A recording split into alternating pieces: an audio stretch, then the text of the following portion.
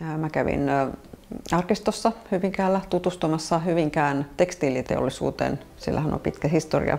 Ja siellä mä näin taas eri vuosikymmeniltä tällaisia mallikansioita, jossa oli erilaisia kuoseja ja erilaisia värejä.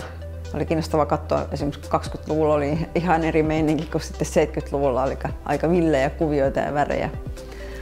No sitten aikani suunniteltua mulle tuli mieleen raanut ja sitten mä ajattelin, että jos vaikka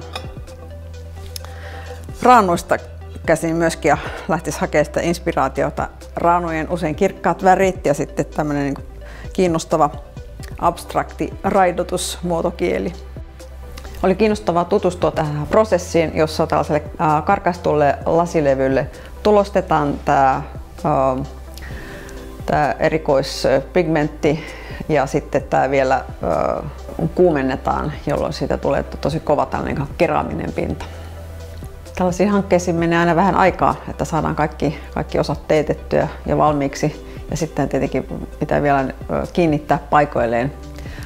Koordinaattori Jorgo Slungan kanssa sitten käytiin Hyvinkäällä katsomassa, kun näitä osia kiinnitettiin, niin kyllähän se oli tosi hienoa, että koko tämä prosessin päätteeksi tämä teos alkaa ihan oikeasti näkyä ja ottaa muotoaan. Mä oon Kaisu Koivisto, kuvataiteilija, ja mä työskentelen erilaisten projektien parissa täällä työhuoneella.